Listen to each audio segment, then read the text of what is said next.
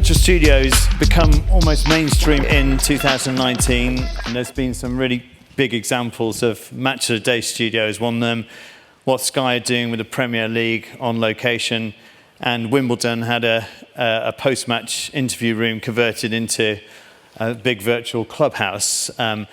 There's three really nice examples with the people at Panelists today. So without further ado, we'll let them introduce themselves, and then there's a little clip that they're going to play after each of their introductions. We'll start with Nev.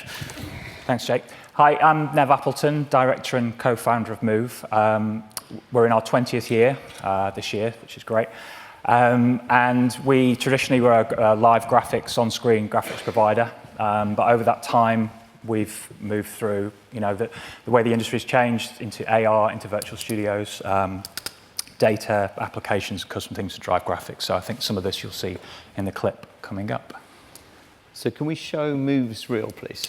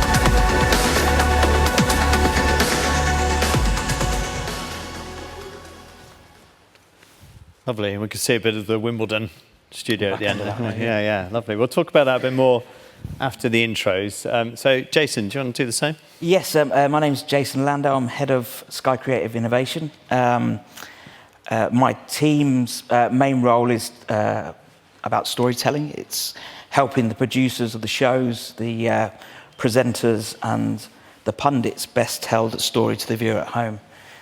So that's the majority of our work, but the really cool stuff is that I get to work on the wow factor, the stuff that's going to get people talking. So we'll talk about other stuff later on, but the Premier League OB studio for us is one of those big cases. Just before I play the clip, a little insight to this. So with our broadcast rights with the Premier League, we get a studio which is 5 meters by 5 meters. So quite a small space. It's our most premium product, and we want to give it that production level that it deserves. So when you start thinking about the kind of things that you want to bring to a studio like that, you kind of look like this. But LED screens, big monitors, AR graphics, telestration, all bits coming together to bring that production level. So we created a green box which travels around the country. Last season, it was at 2 stadiums each weekend, and we set up the whole tracking system, all the graphics, every week in about 6 hours, I believe. So if you want to roll the VT, this is a little bit of what we did last year and how it's moved on this year. Oh, when I'm working on faith. Oh, when you're living on faith. Something's got to give. Just wonderful. Something's got to give. Oh, when you're giving your sensational. Oh, when it's coming. Sure. Something's got to give. Something's got to give. Give a little more. Astonishing. Oh, yes. Oh, wow. And the going gets tough, gotta give more. Magnificent. West Ham have the lead. And the going gets tough.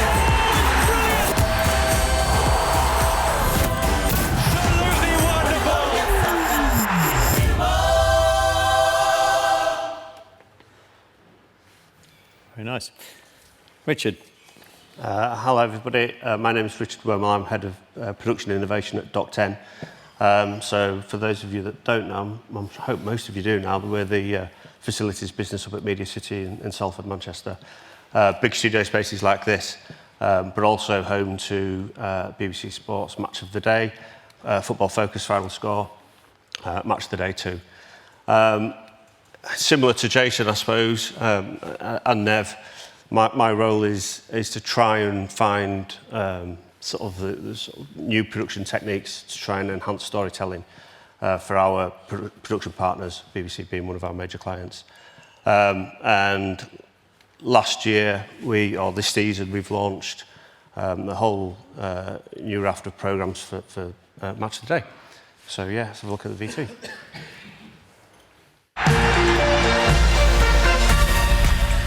The Premier League is back for a new season, new stories, new faces, and a bit of a new look.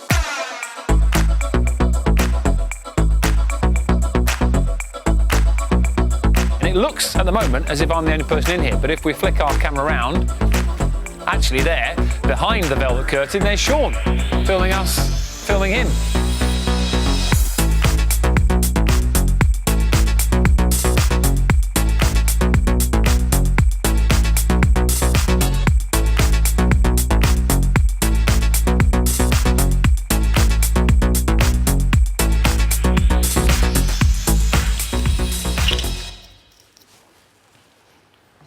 Amazing. Seeing as though we've just seen it, we should talk a little bit more about Match of the Day to start off with. What was the time scale of creating that? What was the driver behind it? And sort of who did you need to get on board to make that big decision? We're one of a couple of partners. So Alston Elliott are our sort of, the BBC's partner in terms of the graphics supplier. We work with the facilities and the sort of virtual studio, the environment sort of part of it, and BBC is the production company. There's a guy called John Murphy, who's a creative director of sport, moving image over at BBC Sport. I say BT Sport.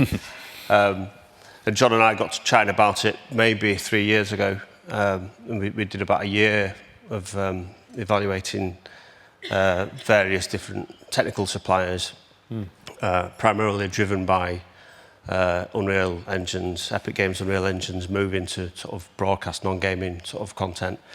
And we thought that was a real sort of pivotal changing point for where we could start pushing the boundaries of what was possible with virtual. So we spent about a year looking at various different solutions, settled on our suppliers, which are a company called Zero Density based out in Turkey for the graphics solution, and a company called MOOV based down in Greenwich for the camera tracking solution. Once we made that decision, I think it took us maybe 6 to 8 months, I suppose, to get all the kit procured, installed, get the teams running up, employ some people to start learning how to, get what is essentially game engine technology into broadcast, and then getting on air the 10th of August this year. And what were the different stages in terms of devising a look? You said you needed to bring some people in. So were they responsible for creating a look and feel, or were they purely... Yeah, I think, it's hard to be a partnership. There's lots of people involved. I think one of the key drivers for going virtual from the BBC side is that we've been making Match of the Day at Doc10 for about 8 or 9 years now. So the set that they were in, we were producing 4 programme strands, but effectively from the same set, which becomes quite limiting. You can change what's being fed into the projectors, or the LED screens, you can change some of the LED lighting, the colour schemes, the graphics packages, but essentially you sat in the same studio on the same bit of furniture. Yeah. One of the drivers was to try and give each of those programme strands a bit of its own brand identity, and to try separate the look. We've obviously had to keep an overall brand throughout the programmes, but to try give each of those styles of programme a different look. So, to do that, there was 4 different programme editors, 4 different studio directors, a whole team of sort of graphics ops and designers and creatives, sort of all sort of put it into this mixing bowl, and coming out with a product that hopefully looks great on air. Looks great. I think the end result's fantastic. Was there a lot of iterations to get to that point? Yeah, but I think that's one of the benefits with working with Unreal is the level of iteration that you can get through. Being able, to invite production teams and directors and whatever to come and look at stuff on a computer screen and say, what about if we put the AR screen there? What about if we just changed the shape of that bit of furniture? What if we changed the whole lighting? What if we retailed the floor in a different colour? So that level of iteration is really quick. I think it's never quite the same as seeing it through the camera. So you get to a certain point and then you just want to get into studio and have a look at it and make sure that what you're seeing on the screen is actually what you're going to get through the camera. I think Epic are making some moves to help in that as well now. They've started to introduce camera lenses into their engine so you can get a real true representation of what you're going to get through different lenses. Yeah. So that process of iteration, even though it's a lot quicker, the design process is still fairly considerable, given that we weren't building a small studio, we were building a 60,000 seater stadium that we fly out to and move around. And we got on air in August with sort of base zero of where we'd like to be with it. There's lots of ambition for where we want to go in terms of sort of the stuff that Nev and the guys at MOOV can do with AR and the sort of storytelling around the graphics, particularly on the sort of pitch side of the set. So we can start looking at formations and heat maps and the sort of head-to-head sort of stuff. Yeah. I think just to add, I think the beauty with virtual is obviously the 25 years I've been in broadcast. I started with 6 frames to play with on a paint box. That's where I started. And now, we've got gaming technology, which is just, I think this is the best time for a design. Yeah, it was a game changer, wasn't it? Literally, it's a game changer. Yeah. So I think we're at a point now, you can do anything. You can pretty much do anything. We've all got different challenges and we've all got different reasons for doing things. And I think something we heard earlier was using tech to solve a problem. So for Wimbledon, for example, we had a problem. We had a small space, which I think was about 3x4. You said 5x5. Yeah. So even smaller. So, with bringing that in, you can then open it up and really sort of make that space more usable, but also use the tech to that particular interview room wasn't just used for Wimbledon. That was used for every single broadcast. 35, I think, land at Wimbledon each year. So to be able to reskin it or put new logos in at the touch of a button, you can't do that. Or you couldn't do that previously. Yeah, I think it was a few years ago, wasn't it, when Zero Density presented at NAB their Unreal virtual solution, and compared to everyone else, it was absolutely wow, which made guys like us really think about this could be the time. Also, the tracking systems have really come on, and also the keying as well. So it's put us in a place where we can deliver this stuff. But the fact that it is real time, last year with our green box, we were able to design iterations for the Nations League and for Monday Night Football. And in the past, that would have been complete set redesign, obviously having to get the flats made, in shot, look at what it looked like on camera. But now actually, it's what does it look like on the computer screen? It makes a big difference. And a couple of weekends ago, it's Saturday evening, I'm sat at home on the sofa, and I get a text message from one of the lads who works for me. And the next day, we were doing Super Sunday at Goodison Park, and he'd been sent through an email saying the studio set up at Everton. There's quite a high window ledge, which meant that there was this big expanse of blue. It just didn't sit quite right. And he texted me. He said, "I don't think that's quite right." I said, "No. If you're happy and you're all right to make a change, if we could put a bit of structure in here and here, it will do the job." So he came back to me, he said, "Well, it gets me out watching Celebrity X Factor." So he jumped on Unreal, he put in the objects, he texted me back the image, "What do you think?" "Yeah, brilliant." He then sends it to the site, to the OB, they load it up the next day. We've got implemented the new studio. Sounds easy, doesn't it? Yeah. Well, someone said earlier, didn't they, that I wrote it down. You can pop up a virtual studio very easily. We had a little bit of a discussion earlier. And before we actually continue, I should remind you of Slido to ask questions directly to the panel, sli.do, and the code is 7418.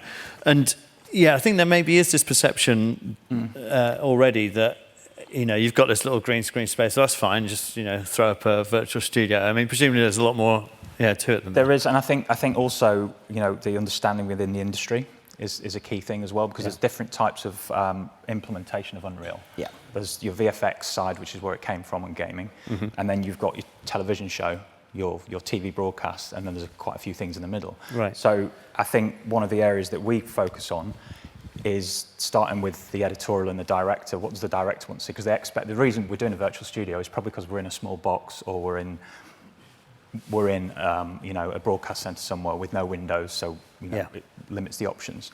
But at the end of the day, you still have to make television.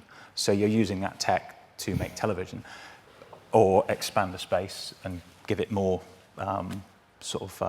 wow factor from a presentation point of view. So we have to concentrate on the functionality side equally as the creative side. So not let the creative lead actually what we're trying to achieve, which is sometimes difficult. Yeah, and talking about trying to find a practical solution to a problem, your mobile OB solution, you say takes you, 6 hours to put together. So do you want to talk through the process there? Yeah, so we have a team of people that obviously have been trained in how we do this. The set is rigged, but in a completely different level to how it used to be. Right. It used to be dropped off, put in position, and that was pretty much it. Now we have to go out with spirit levels and stuff like that, because of course everything has to line up and be completely true for it to work. Lighting is obviously very, very important. You said earlier on about who did you have involved in the process, but things for us like lighting, cameramen, stuff like that, because we needed this to work every weekend. So that's all implemented first, and then of course switching the engines on, getting the tracking system in place. We actually changed tracking system this year, went from Stipe from last year to NCAM this year. So again, that was something new, and there was a few other changes to the studio as well. And then of course it's lining it up. There's delays. There's lots of stuff, and the director turns up on a Sunday morning, and there's trust. You can't kind of got to say, well, we'll let them get on and do their bit. We'll rehearse around it and stuff like that. It's hard with a small window, isn't it? Because you only need one thing to go. I know you've got contingencies, but when you've got that small window versus maybe a 3-week window to set a studio up, in my view, there's a lot of challenges around that. So I remember the first Super Sunday, which was the 11th this year, and I got a text message from the producer saying, is it up and running? And at that point, it wasn't. And he said, just let you know, we've just signed Jose Mourinho, and he's coming for his first show, so we have to have the studio. And I'm like, oh, okay. That's the important thing. Actually, when you get there, especially with the talent, the level of the pundits that we've got. If you look at the weekend, we had Company, Mourinho and Roy Keane. We certainly couldn't take them pitch side at Anfield, I don't think. But so it shows how important that you've got to trust in that technology. And the guys like that, are they comfortable using spaces that are kind of fairly virtual? Yeah, well, we got the presenter Dave Jones involved again early on. You get them engaged, it's really going to help. To be honest with the pundits themselves, obviously they couldn't wear green suits anymore. Yeah. But apart from that, bad thing probably. Yeah, I don't think really they take it in. Okay. What's around them. Right. Right. Yeah, I think similarly, I don't think the presenters, once they're in conversation with their friends talking about the football match, it's a little bit blinkered vision. I think they're all a little bit shocked when you first walk them into a space like that. But it's business as usual, because really it's about the storytelling and the narrative and what's happening with the And as long with as the they've sport. got monitoring and Yeah, they exactly. feel comfortable, they're not talking to an empty space. It's actually one of the things that we've found. I spoke to Dave Jones towards the end of last season, and he said, how's it all gone, and this, that, and the other. And we've got on either wall, we've got these eye line monitors. So they're there, obviously, to make sure that when everyone looks as if there's an interview or there's some VT analysis or graphics, that they're all looking in the same area as the big LED screen. And he said, actually, that's really helped drive the conversation in the show. Because in the olden days, as in 2 years ago, what we'd do is we would cut from the studio to a wide shot of the stadium, then bring in a full-frame graphic, and then come back to the studio. Yeah. That was like a segue, but now we can keep the panel engaged. So everyone's looking at the graphic, and he might get to the third line, and they will see Graham Souness sort of screw his face a little bit and say, Graham, just so, and then Graham will go, oh no, I think that's wrong. If you're doing, and it's helped. And so he thinks that the production quality has actually improved because it helps him drive the conversation. Interesting. What did the Wimbledon players think when you brought them into this tiny green screen space? Yeah, I think it was. I think Federer was one of the first to go, oh wow, man, this is amazing. Sitting down, playing, and actually getting behind the camera, which was a bit weird. Just don't touch it, please. Yeah. Some were constantly looking at the screen, sort of checking themselves out how they were doing it and looking at his environment. But I think in general, some just came in, as you say, sat down, did an interview, got up and went. So didn't really care they were in a green box. Okay. Fair enough. So it was mixed, but all good. Because traditionally it would just be in a small broom cupboard sized room with a couple of sound guys and a camera operator in there. So. And you created a kind of virtual clubhouse, which was based on actual details within Wimbledon, wasn't it? Yeah. So sort of Paul Davies, head of broadcast at Wimbledon, he obviously, Wimbledon's got a certain look and feel throughout the whole place. So it was a player's room. The idea was a player's room, and we went in the clubhouse. We photo scanned trophies, statues, and the posters on the walls were actually the campaigns, the various sort of yearly Wimbledon posters, the honour boards, all those sort of things. A lot of it you actually didn't see in the end because the interviews were. Let's get into the interview.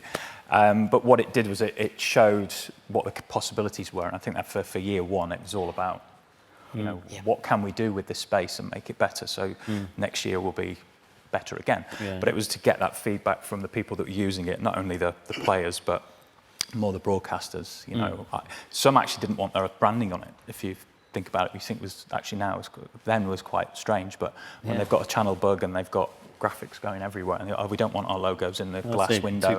Can we just make it look Wimbledon? Right. Okay. So interesting. We haven't obviously got an infinite amount of time, so we want to talk a little bit about other stuff aside from virtual studios. And I noticed there's lots of Slido questions as well, which I'll come to shortly. But what do you consider to be the other sort of key developments in sports graphics and the most exciting and interesting stuff that you guys have been involved with outside of virtual studios? I'm going to key you up a little bit here. As Jason, Skyscope, I think is something that is quite phenomenal, isn't it? Do you want to talk a little bit about that? So Skyscope we launched at the Open back in July, and it was the project that internally we were all excited about, especially as we were like doing the testing and stuff like that, and we could see what this was going to bring. And then actually the moment it went to air, I said at the time, my phone lit up like a Christmas tree with people just wanting to know, like, how have you done this? This is incredible. So what we did was we had working with MRMC and Dimension, we set up a capture dome next to the practice range, and we managed to capture some of the top players like Rory McIlroy, Dustin Johnson, Jon Rahm, with 120 cameras all around them, capture their swings. They were then sent back to the cloud, processed, and then sent back within 48 hours to us on site. And then, so Thursday morning, we were able to bring Henrik Stenson, was our first player, into our open zone, which is our analysis area anyway, but we brought him in as an AR graphic, but he was fully 3D, and we had full control of him. So we were able to basically stop his swing where the presenter then wanted to engage and talk about certain aspects.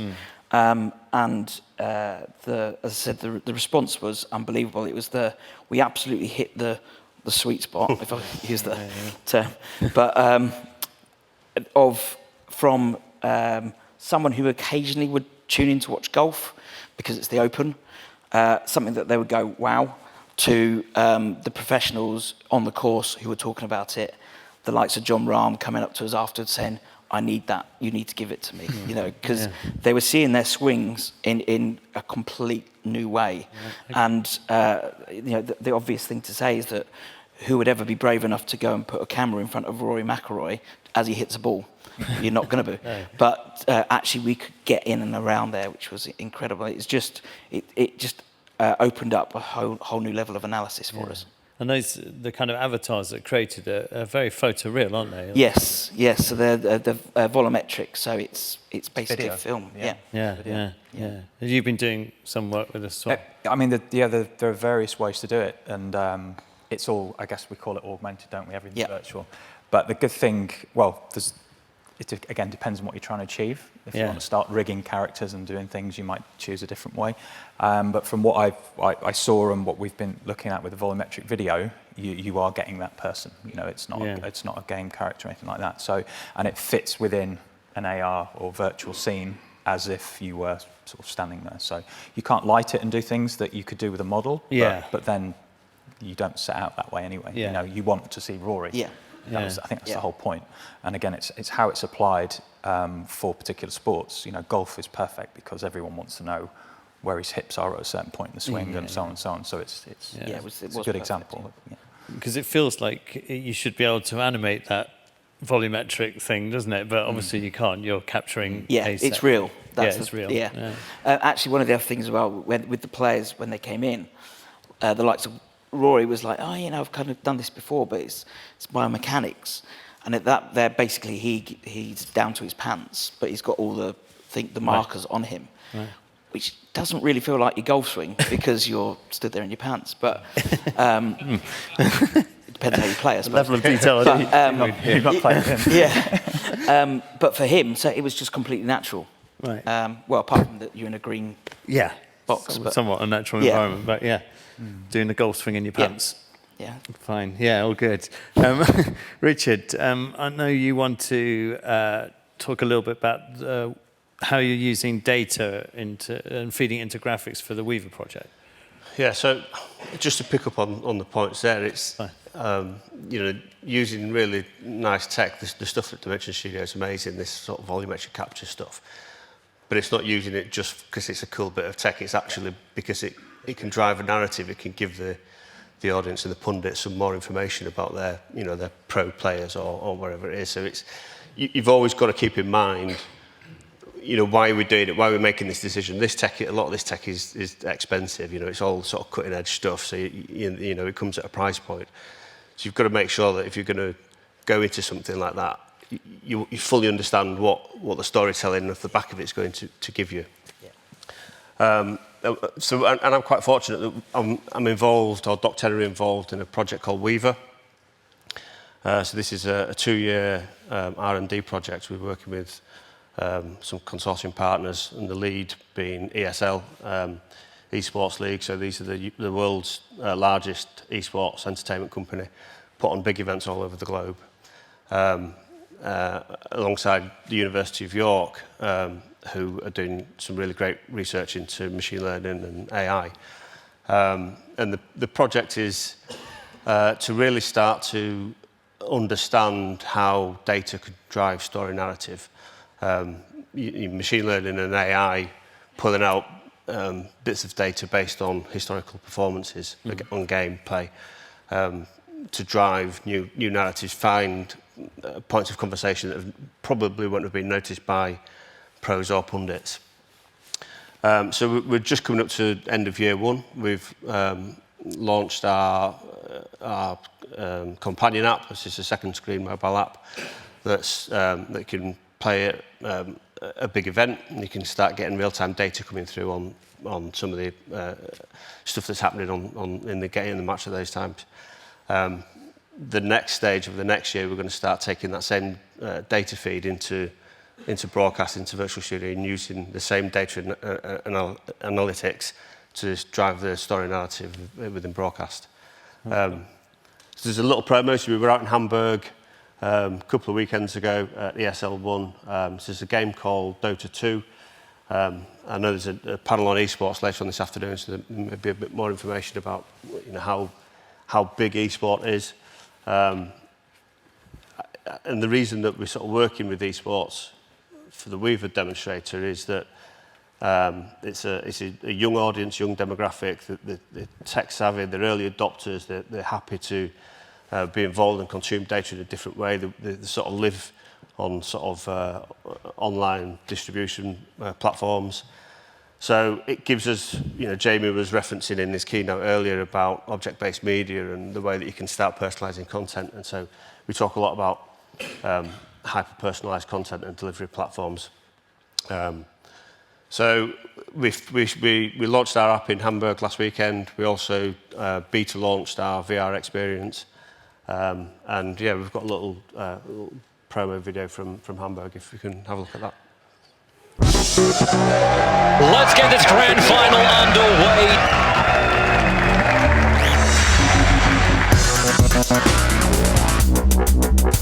Now he turns. The observer board in the middle lane gave him the information, and Nickmer's here too. Tim's has come out of the jungle 5-6 minutes in. Nice sentry ward down by the rooming, so at least he can get rid of that ops much too quickly with the tango.